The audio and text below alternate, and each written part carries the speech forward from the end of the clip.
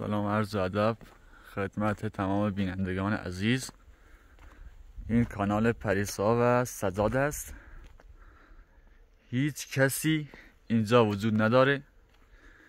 اینجا بسیار سرده که حتی بران سگم نمیتونه وایسه. اون وقت پریسا میگه من اینجا زندگی میکنم. میخوام این واقعیت رو بهتون بگم. نگاه کن، دراشون قلفه. درا رو قلف کرده، کسی هم نیست داخل.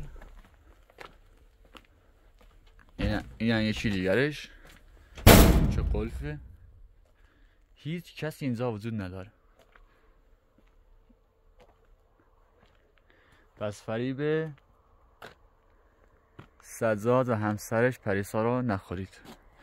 اینا با هم خوبن. حتی دیشبم به جشن عروسی اومدن.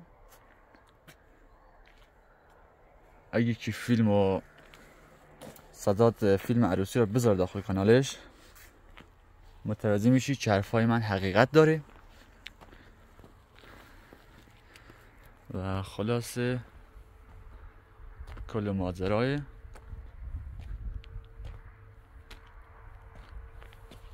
پس فریبشو نخورید.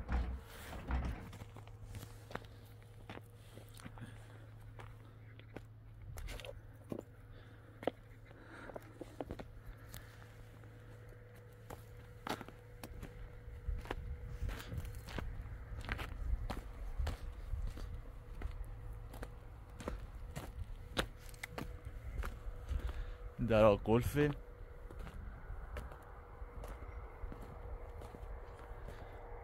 و اینم بدونید بینندگان عزیز،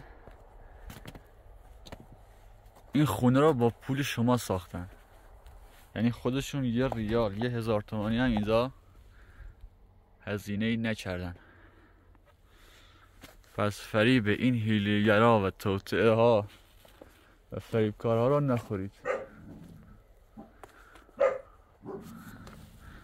نگاه کنید ساعت هم ساعت چنده براتون مشخص کنم. ساعت الان ساعت 8 است. یعنی تا ساعت 10-11 هیچ کسی نمیتونه اینجا واقعا زندگی کنه. 11 صبح دیگه شبش رو حساب کنید که شبش چقدر سرده و برفا هم داخل کوه مشاهده میکنیم که اینجا بسیار سرد و برفگیر و یخ زدن است. خب من ماجرای حقیقتی را گفتم. امیدوارم که متوجه شده باشید. با تشکر.